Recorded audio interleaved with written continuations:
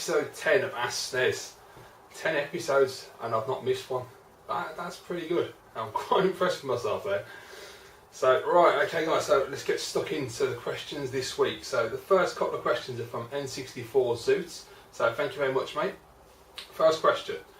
Do you think that YouTube channels such as myself, the 16-Bit Brothers, Steve Benway, have an effect on eBay pricing for games? It is something I've thought about in the past, and I think a few people have discussed this. There is the potential, and I actually do believe that it probably does have an effect when we make our videos. Obviously it's only really when we have games that we show and we've got a good deal on them and we're going on like I tend to do, where I'll be like, I can't believe the deal I got on this game, it's amazing, it's really hard to get this game, and you know, it's not an easy one to track down, and therefore, you know, to get it this price is amazing. And then suddenly you notice the pricing going up on eBay. Or in the past I've had things where I bought a game which is really difficult to find, and then all of a sudden there's absolutely loads of them getting listed on eBay America and the price is going through the roof, and it's like, oh hang on, they're not rare, actually it's quite common and the price does not deserve to be going up. So yeah, I do think that anyone who makes a YouTube video and talks about a game that is even slightly rare can affect its pricing on eBay. I'm pretty certain that resellers probably do watch all of our videos, you know, or whoever's videos they're watching somebody in the community, if not more than one person. And you know, because retro is quite popular now, it's becoming known that retro games are valuable, you know, depending on what the game is, of course. And I'm sure people are checking out YouTube and finding all these videos and going, ah right, okay, so this is how I can determine what I can charge for what. So yeah, I'm pretty certain that videos on YouTube are definitely influencing the price rises, which it's a bit of a pain because you don't know where to stand on that. Because we all want to make our videos, we all want to talk to you guys, and we want to, you know, infuse about our hobby and our love for retro gaming and collecting, but we don't want to jack the prices up either. So you can't win. I mean, the only thing you can do is not make videos, and then it'd be quite a boring world if we all stop making YouTube vids. So it's just, you know, one of those things you just have to accept, unfortunately, that, you know, at the end of the day, if you're going to share your love for something, whatever it may be, if it's collectible, people who aren't collectors and they just want to sell things to make money, which to be quite honest I don't have a problem with at all, they are going to take advantage of any resource they can, whether it be YouTube or any other resource, in order to determine their pricing. So yeah, it's a bit of a shame really, but you know, it's just the way it goes. So next question. Sonic or Mario? Mario all the way. I have become more of a fan of Sonic over time, especially in recent years when I finally managed to click with the original Sonic on the Mega Drive or the Genesis. Because I've said before, I never really understood what, you know, every week that bloody dog, I don't know what it is, it just like must know I'm making a video. Anyway, yeah, as I've said in the past, with Sonic the Hedgehog, I've always found the game to be not a platformer for me. The original one anyway on the Mega Drive. It was just all about the speed and not about the actual gameplay and the platforming mechanics. However, it was only like a year or two ago and I started to actually find that it can be played as a traditional platformer, and then I started to enjoy the game a lot more than I ever did.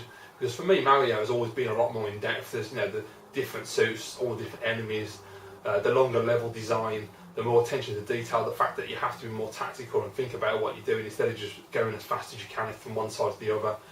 So I've always found Mario to be a much more interesting and engaging character, but I am starting to really find a love for Sonic, and the Mega Drive games in particular are fantastic, but I love the original Sonic on the Master System. That game is absolutely superb. I would actually go as far to say it's a better game than the Mega Drive game, and the Mega Drive game is just brilliant.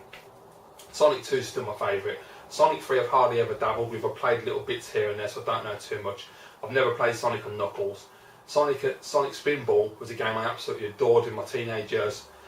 When we were drinking quite a lot back then, and I used to play Sonic Spinball on my mate's caravan all the time, and I absolutely adore that game. Sonic Spinball and Micro Machines, those are the two games I'd play when I was extremely drunk. Yeah, good times. But yeah, overall, Mario all the way. He's the most consistent character as well. No matter what genre you put him in, they always seem to make a good game or a brilliant game. And even when he turned 3D, he consistently makes great games. I know people argue about that, but they are solid games, whether you prefer the 3D Mario or 2D Mario. Unlike Sonic, where he's had a bit of a bumpy ride in the 3D world, unfortunately. So next question: would you say you're living in? Start again. Would you say you're limited living in the West Country for game hunting, or do you mainly stick to eBay? It is limited, but to me personally, it doesn't make much difference because all my stuff's American. So at the moment, I've got NES, SNES, Mega Drive. Actually, that's Japanese, but hey, and PlayStation 1. So NES, SNES, and PlayStation 1 are all American. Mega Drive Japanese. The only other stuff I've got that's PAL is like all the modern stuff from last gen and this current gen of PS4 and X1. So it doesn't really affect me in any way whatsoever. But yeah, when I have been collecting PAL stuff like for Xbox, PS2, Dreamcast and that, yeah, you don't, I mean the PS2 and the Xbox, there's a lot of it around, and if you go to my local car boot in Cheddar, there's tons of it. But unfortunately a lot of it is the same old crap, lots of sports titles, the same sort of stuff you always get. And the good titles, unfortunately, a lot of the time I find that people have had them out for weeks on end in the sun and they've got sun faded and in bad condition.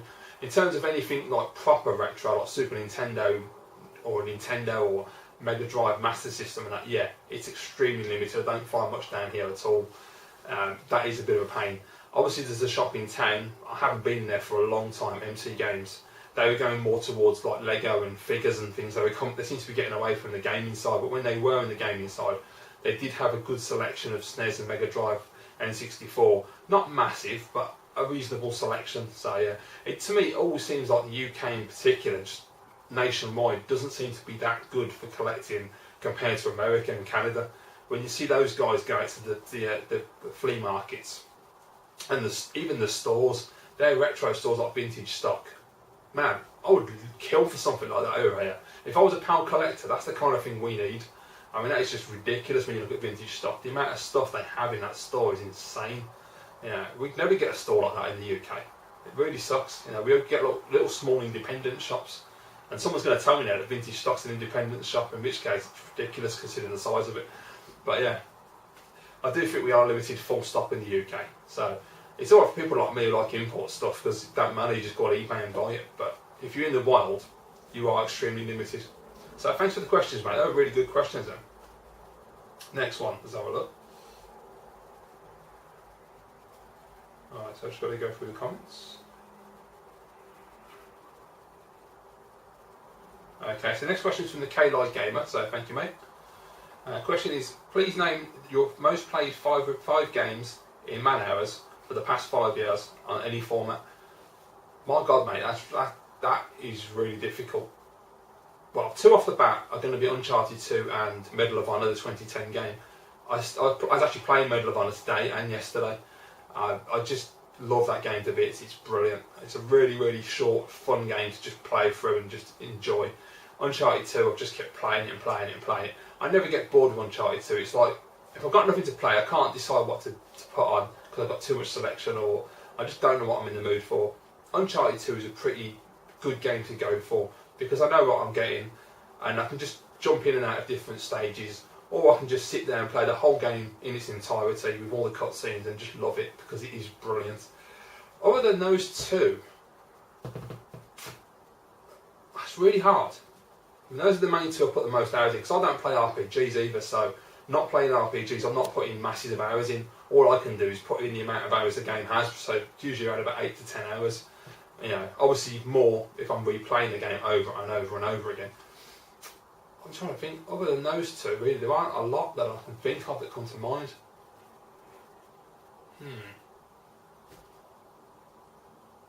I mean, you've got, like, obviously Super Nintendo stuff, like Street Fighter 2 is probably another one, because I'm always going back to that and constantly playing it, because it's just absolute genius. It's a fantastic game. And I would probably say Castlevania 4 was one as well, so I'm putting a lot of hours into that, trying to beat it. Because that's hard, that game is tough, man. When you get further into the game, it really kicks your ass.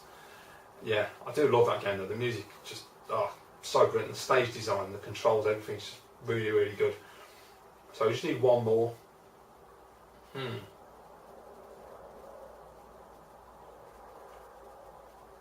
That's really hard. That's really, really hard. Especially over the last 5 years. I mean, that's been a long time. I'd probably say Heavy Rain was one as well, because I spent like a whole weekend playing that solid. Just, you know, I put a lot of hours into that game. I just couldn't put it down. It was just that addictive, and I was just constantly playing it. So it was really weird because I didn't know what to expect with that. And I played the demo and I liked the demo. Didn't know if I was going to actually like the full game. But when I did, and I put it on that Saturday, I thought, oh, I'll just have like an hour or two. You know, after I've done like an hour and a half for the bloody move update, which was a pain in the arse. But once that was done, I put it on. I thought, yeah, I'll have an hour or two just to see how I go, just to get into it, and then I'll come back to it later on. I put it on, and I don't know, I must have been there for like 5 or 6 hours solid or something ridiculous. I just sat there and I couldn't put it down. I just literally had to force myself to walk away from the game at one point.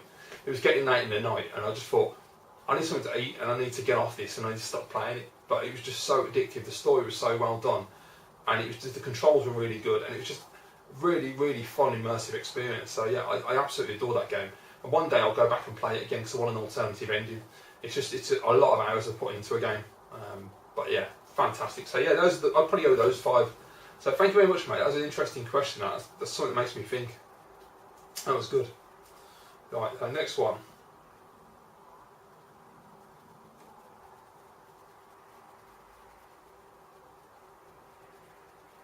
Just bear with me for one moment.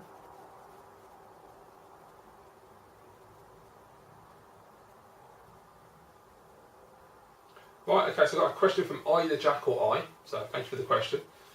And the question is, when did you start gaming and what was your first system? I don't know exactly what year it was that I started or how old I was. I'm not 100%. The only thing I know is that the first system I played on was my dad's Commodore 64, and the first game was Whaley Exploding Fist. Now, as far as I'm aware, Melbourne House put out Exploding Fist in '85, which would have made me 7 or 8, depending on what time of year it was, because my birthday's in September. So, but I honestly don't know if I played it in '85 or if I played it after '85. I'm not too sure. Obviously, back then piracy was rife, and there weren't that many legitimate games knocking around. At least not where I came from, anyway. And so, with piracy, you never know timescales because obviously games can get released early. And so I could have played it prior to the game coming out. I could have played it when the game came out, or I could have played it '86 for all I know. I've got no idea. But around about that time anyway, so I probably would have been around about 7, 8 or 9, around that era. Yeah, man, that was a long, long time ago. Jesus Christ, it was like 30 years ago. Bloody hell, that's mental. But yeah, that was the first system, the Commodore 64. That's what got me started in gaming, and I'm glad it was because it was brilliant. Especially as everybody was Spectrum obsessed. You know, it was interesting that my dad went for the Commodore 64. I think he told me the reason was he was trying to get into programming at the time, and that's why he went for the Commodore. Which I'm so glad he did because it was a far superior machine. You know, bit of the old Spectrum hate again.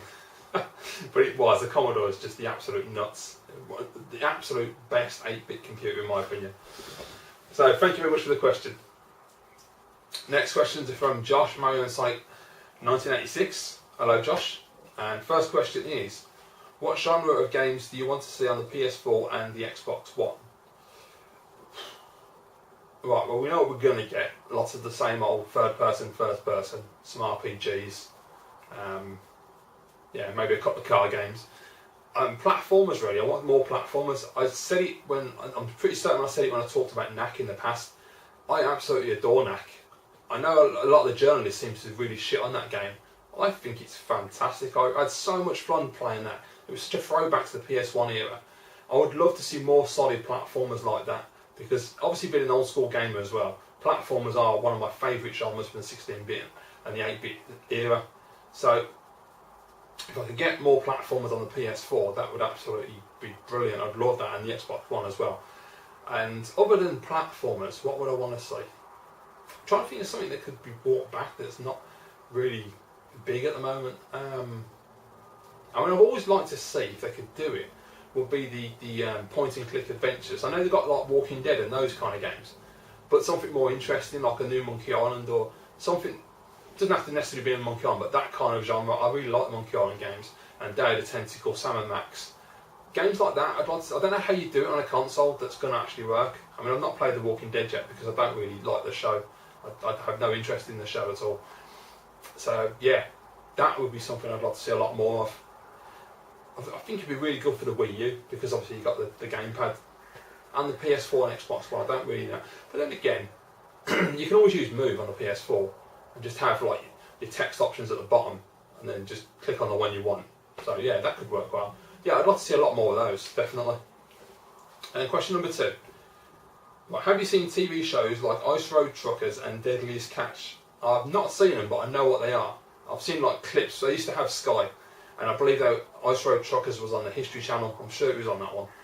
And yeah, not something I actually watch, Josh. Not really my kind of thing, to be quite honest with you, mate. There's a lot of that stuff going around, but yeah, but I know what they are anyway. Next question. What do you think about documentaries that are aired on National Geographic and Discovery Channel? I watched lots of, well, when I had Sky, I used to watch a hell of a lot of documentaries, because documentaries are some of my favourite things to watch. I'll watch them about anything I find fascinating, whether it be about alien life, be about science, be about serial killers, or, you know, just any subject at all.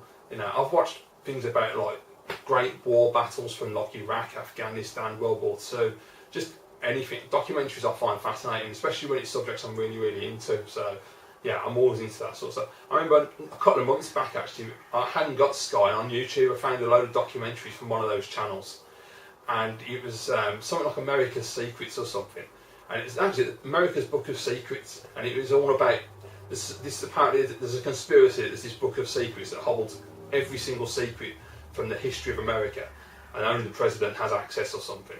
And apparently the whole point of the show was, if this book actually does exist, what would it show? And they went over all kinds of different things, like obviously the obvious ones like Area 51, the JFK assassination, and I found it absolutely fascinating. So that was a really good set of documentaries to watch. And that's another thing I like watching as well, conspiracy documentaries. I find them fascinating. A lot of them are absolute bullshit, but I like to find out all the facts from all sides of the argument, to hear what people think, you know, because a lot of the conspiracy stuff can be quite easily dismissed, but I do find it fascinating. And it's always important that you do know all sides of an argument. You don't just take the one side, you need to know all the facts, and then you can make your own decision on it. But yeah, I love documentaries, so there you go. Next question. Have you watched any international news channel, and do you think there's a good news channel out there to watch? Not too sure if you're only going at Fox News there, but I have dabbled. I do have what we got. I think we got CNN, because I haven't got Sky. I've only got Freesat, so we don't get a lot on there. And we get like Al Jazeera, we get CNN, NBC. I think we get on there. That's another one. And what else was there? There's a couple of other ones, like Chinese ones and weird ones. Yeah, I'm not. To be absolutely honest with you, Josh, I don't watch the news anymore. I occasionally catch a little bit, but generally, I really try and avoid the news at all costs. Because I don't read newspapers, and I try and avoid the news. And the only reason for that, not because I'm ill-informed, because I'm not, is because basically it's 99% bullshit, 1% fact. And there's just so much crap that they report, and so much pointless. The 24-hour news is the reason why. They just have to fill time. And I have no time for it. I find it extremely depressing watching the news and reading the newspapers, because all they want to do is focus on the negative things in the world. No one ever wants to focus on the positive, and it just brings me down. So I don't watch it anymore. But from the ones I've seen, CNN, NBC seem okay. Obviously everyone outside of America knows what Fox News is all about. Without actually watching Fox News properly, because they did have it on Sky, and I never got around to actually watching it properly, but it would be nice to actually watch it and see how it plays out in context. Because I only watch, the only real vision of Fox News that I have is from The Daily Show with Jon Stewart, which is, as much as I love that show, it is, a lot of it is going to be out of context and obviously skewed towards Jon Stewart's opinion on politics and things. So I understand that. But it does make you wonder sometimes when you watch those clips and you think, Jesus Christ, do people really talk like that and act like that and think that way? It scares me. It really scares me that people can be so completely misguided. And a lot of it is just to create a narrative that they want to create, and they're just deliberately misleading the public, which I don't like at all, because our news media do that all the time. They'll misquote something just deliberately to make it fit a certain narrative, which really annoys the hell out of me. And you know, if you're not a person who's going to go and look at a story and actually find out the facts and just take what they tell you on the news, then you're not going to get the correct information at all. I've seen our news media misquote people so many times and just blatantly lie, and they just get away with it, and it just annoys the hell out of me. And I don't have time for it. Life is far too short. I want to focus on the positive, not the negative. If everybody stopped looking at all this crap and just focus on the positive in the world, there's so many nice people out there Look on YouTube, there are absolutely thousands of nice people in this world from all different countries around the globe. We don't need to focus on all their bullshit in the media. We need to ignore what they're telling us and just, focus on our relationships with our friends. That's the most important thing. Okay, so next question. Right, are there any skills you would like to learn, but for some reason you can't, like soldering?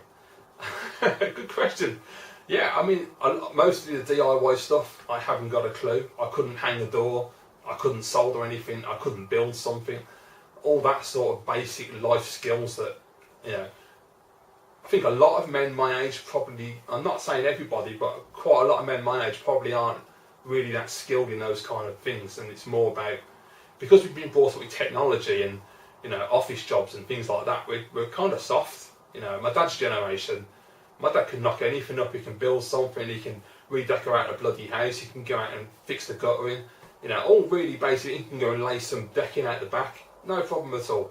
I ain't got a clue, I wouldn't even know where to start, I wouldn't know what size nails to use, what type of wood to use, what tools to use. I mean, I could work out the basics of hammers and things, obviously, but yeah, that would be really helpful to learn that. I also want to learn languages. That's something I find really fascinating. I've always wanted to learn Spanish, and I was looking at a couple of videos recently trying to learn the basics. But it's really hard, man, trying to learn someone else's language and trying to learn all the intricacies of the language as well. I've always thought that English must be absolutely horrendous for anyone who can't speak it. To learn English must be so hard. Just learning the basics is bad enough, but then you've got all these words which have multiple different meanings, and then you have local dialects and you have slang words, and Jesus, it must be so complicated, silent letters and all that kind of thing. So yeah, I think anybody who's able to learn English fluently and it's not their native language, big thumbs up, man, because that's really difficult. But I would love to learn Spanish. That's something I really want to learn. I'd like to learn Italian as well, because Italian's a really nice language. Spanish and Italian just sound so good. And other than that, what else would I like? I'm trying to think. I don't know. A skill that would be nice would be to not procrastinate. That would be a really good skill for me. To just get on with life and stop just overthinking everything. Yeah, that's really hard. Anyway, right, next question. Which movies are you looking out to watch for the rest of the year? What's coming out? Guardians of the Galaxy, I want to see that. That looks really good. And yeah, I don't know, what else is out this year? Jesus Christ, it suddenly got really hot in here. I don't know what's going on. I know it's going to be 30 degrees tomorrow, it's going to kill me. But holy shit, it's gone hot in here. It's just, the humidity's just suddenly ramped up. Yeah. I don't actually know. Josh, I can't think what's coming out the rest of the year. I mean, at the moment, Dawn of the Planet of the Apes came out today. So I'm going to go see that tomorrow, which will be, while you're watching this on Friday, I'll be going to see that. So I can't wait to watch that, because I love Rise of the Planet of the Apes. Dawn looks fantastic, it's getting great reviews, so I'm really excited to see that one. But yeah, the main one is really Guardians of the Galaxy. I can't think of anything offhand other than that that's really like stand out for me at the moment. So yeah, that's the big one. And the last question from Josh. Which year do you think has been the best and worst year for movies since 1980? Bloody hell. I have no idea. I honestly couldn't say, mate. I'm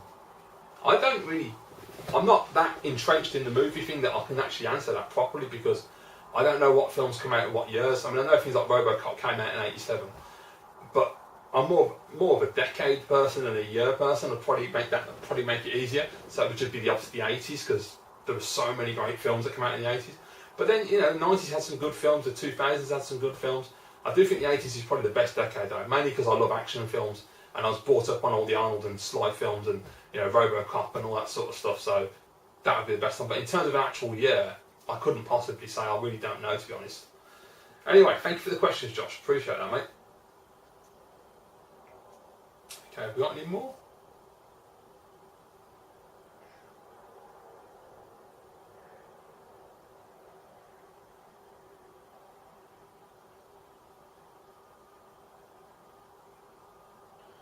Not a lot of comments in them. Right, okay. No, that actually seems to be the last question. So there you go, guys. So that's it then. So that's the end of the episode. Well, thank you very much to everyone asking me a question. Appreciate that. Some really good questions again this week. Absolutely spot on. So hope you enjoyed this video, guys. If you did, please give it a thumbs up. And if you want to see more videos, just click on subscribe. That'll keep you up to date with all my new videos. If you have a question for next week's episode, just drop it down in the comments below and I'll reply to that next Friday. Thank you very much for watching. I'll see you all again soon.